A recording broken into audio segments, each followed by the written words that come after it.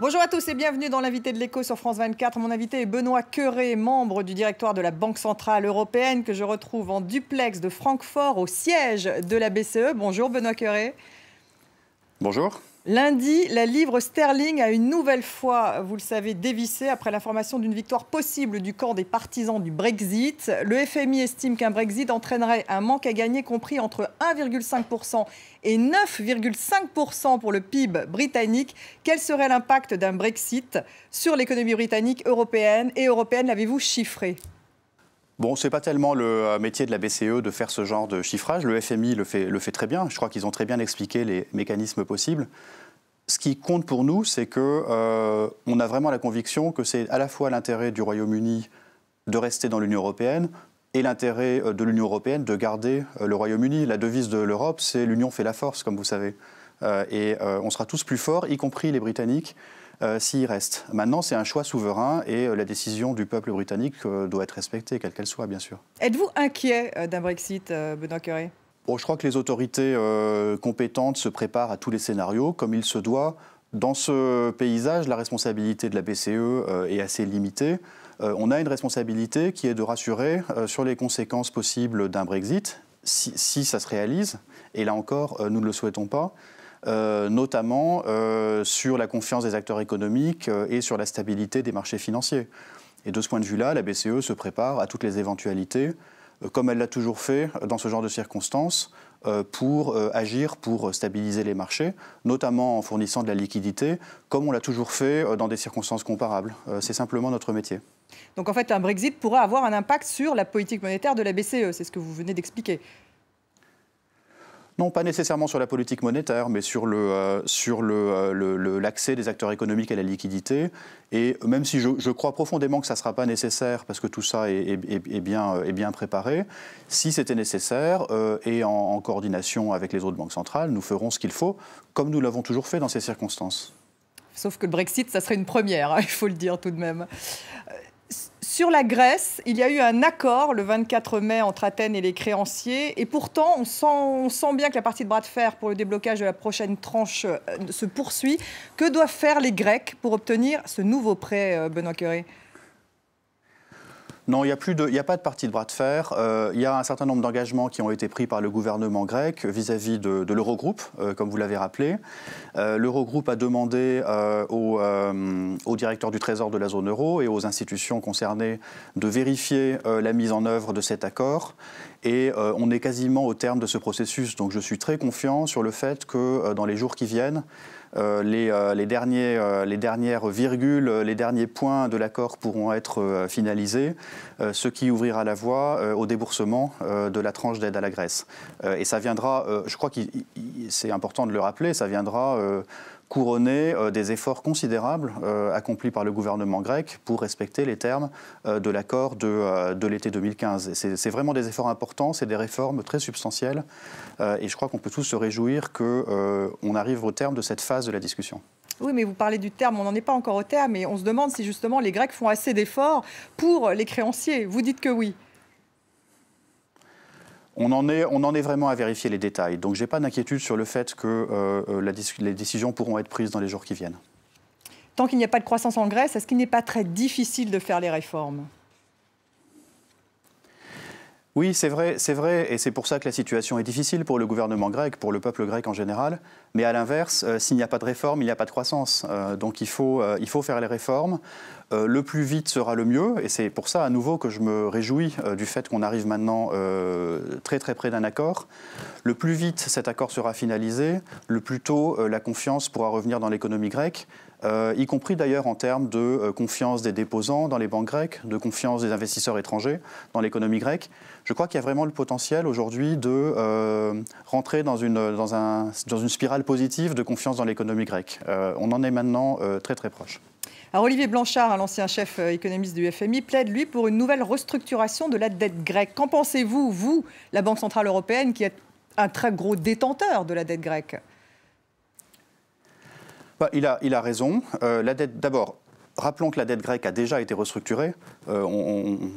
on explique parfois qu'on a trop attendu, que l'Europe a trop attendu et qu'il s'agit maintenant de commencer à restructurer la dette grecque. Rappelons que la dette grecque a été restructurée déjà 2 fois en réalité, en 2012, avec un allègement de la moitié des créances privées et une restructuration très substantielle déjà des créances publiques du mécanisme de stabilité financière, avec un allongement des maturités, une baisse des taux qui représente déjà un allègement des termes de la dette. Donc la question c'est, est-ce qu'un 3e allègement de la dette grecque est nécessaire? Et la réponse est oui. D'ailleurs, dans le cadre des discussions à l'Eurogroupe et des discussions que nous avons en ce moment, la BCE a approuvé une analyse de la soutenabilité de la dette grecque qui a été réalisée avec la Commission européenne et le mécanisme de stabilité et qui montre bien qu'il y a des doutes sérieux sur la soutenabilité de la dette grecque s'il n'y a pas des mesures d'allègement. Donc la BCE est d'accord avec ce diagnostic.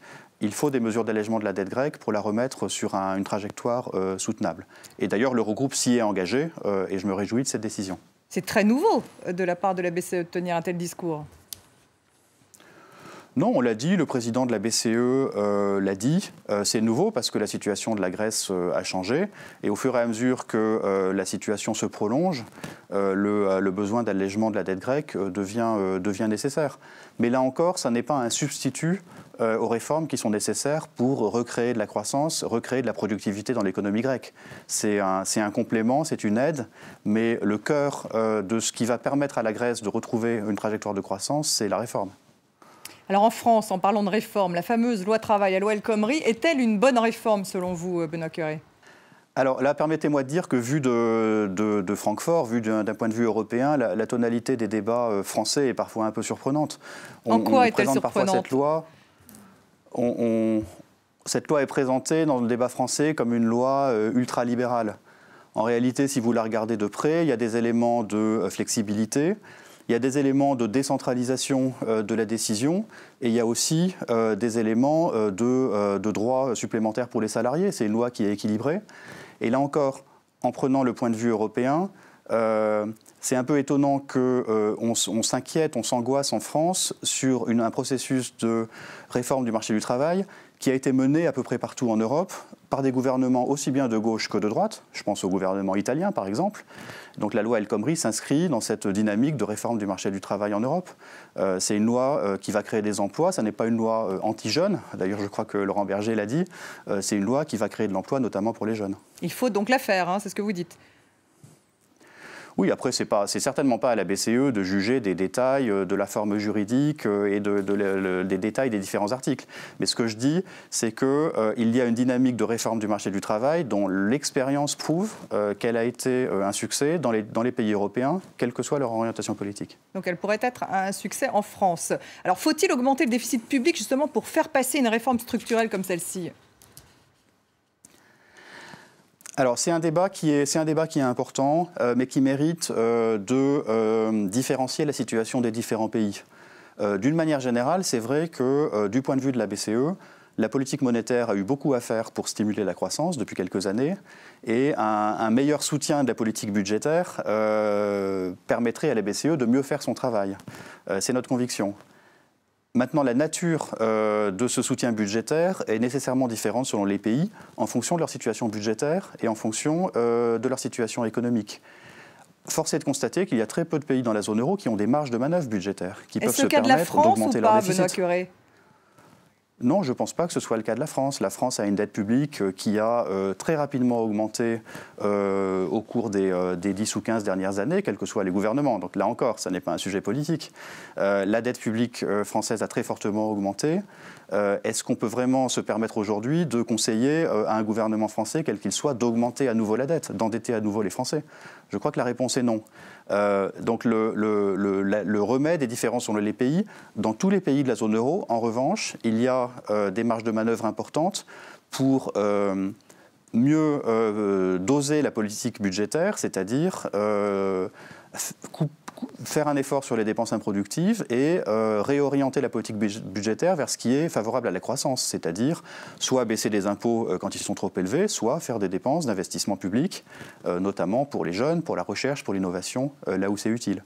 Donc cette discussion-là sur la composition, cette discussion sur la qualité de la dépense publique, elle est importante dans tous les pays, elle est importante pour la France. Elle est importante pour la France. Alors, les politiques monétaires, hein, vous le savez, des banques centrales, les taux d'intérêt très bas, voire négatifs, ne sont-elles pas dangereuses? Il y a un vrai débat à ce sujet, Benoît Cœuré. Bon, j'encourage tous les gens qui nous critiquent à prendre quelques instants. D'ailleurs, c'est pas forcément très long, quelques secondes, pour se demander quelle serait la situation si nous n'avions pas fait ce que nous avons fait. Si la BCE n'avait pas pris les mesures qu'elle a prises depuis quelques années, là, il n'y aurait pas de croissance dans la zone euro. L'inflation serait, selon nos calculs, qui valent ce qui valent, mais selon les modèles des économistes de la BCE, l'inflation serait de 1 demi-point plus faible, c'est-à-dire qu'elle serait négative, avec tous les risques de spirale déflationniste que cela comporte. Donc le scénario alternatif n'est franchement pas reluisant. La politique monétaire a permis de relancer la croissance dans la zone euro. Bien entendu, elle ne suffit pas. Il faut des réformes, il faut de la productivité, il faut qu'il y ait des projets à financer. Nous, on peut rendre le financement des projets plus attractif. Ensuite, il faut qu'il y ait des projets à financer. Ça, c'est aux entreprises et aux États de s'en occuper. Mais sans l'impulsion de la politique monétaire, la croissance ne serait pas repartie. Alors, derrière votre question, il y a la question des risques possibles pour la stabilité financière, des bulles. Les risques de bulles. Écoutez, ces bulles, on ne les voit pas. Il n'y a pas de bulles de crédit dans la zone euro. D'ailleurs, la taille du secteur bancaire continue à diminuer dans la zone euro pour de bonnes raisons, parce que la taille des banques était devenue excessive. Il n'y a pas de surévaluation des actifs, par exemple immobiliers ou boursiers, en moyenne dans la zone euro. Il peut y avoir des petites bulles, des frémissements sur certains segments de marché. Ça, c'est aux autorités nationales de s'en occuper. Mais il n'y a pas de problème de stabilité financière aujourd'hui dans la zone euro. On est vigilant, on continuera à suivre ça avec attention. Mais aujourd'hui, le bilan est clairement positif. Merci Benoît Cœuré d'avoir été mon invité. Je rappelle que vous êtes membre du directoire de la Banque centrale européenne et que l'interview a eu lieu en duplex de Francfort. Merci à vous de nous avoir suivis et restez avec nous sur France 24.